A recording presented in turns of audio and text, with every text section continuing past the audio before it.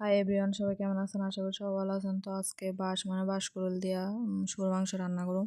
তো আপনারা যারা গ্রামের সাইডে আছেন তারা জানবেন বাঁশকুড়ুল কিটা। তো বাঁশকুড়ুল দিয়ে যত কচি বাঁশের হয় তাইলে ভালো হয় আর কি, তাড়াতাড়ি সিদ্ধ হয়ে যাগা। বেশি বড় দিয়ে এত একটা ভালো লাগে না, সিদ্ধ হয় না ঠিক মতো হয়ে লেগা। তো এটারে প্রথমে চুল্লা এরপরে সিদ্ধ হওয়ার লেগে বয়া দিয়েছি কাটটা। তো মাংসটি সিদ্ধ করে নামাই এলাম।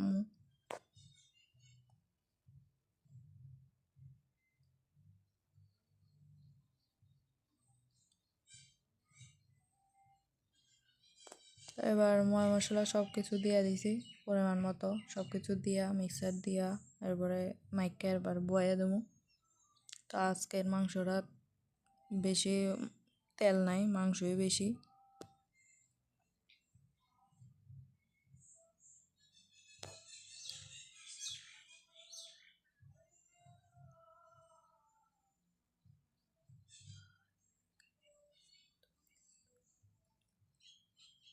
দেখেন করে তেল দিয়া দিছি, তেলটা গরম হলে একটু পেঁয়াজ কুচি দিয়া এরপরে বয়ে দেবো।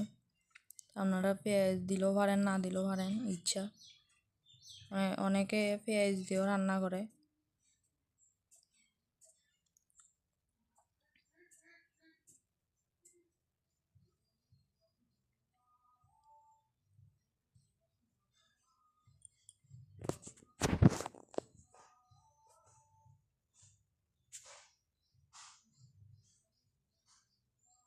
তাদের আমি বয়ে দিছি, এবার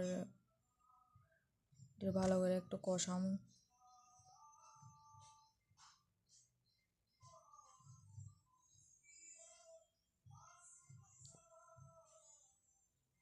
তো আপনারা যারা চিনেন তারা রান্না খাইতেন পারেন, আশা করি ভালো লাগবো মাংস দিয়া। কষায় এবার ঝোল দিয়া দিছি, তো ঝোল এত একটা রাখতাম না। এবার লাস্টে একটু গরম মশলা দেওয়ার পরে তরকারি নামাই এলাম, মাংস তরকারি রেডি হয়ে দেবো।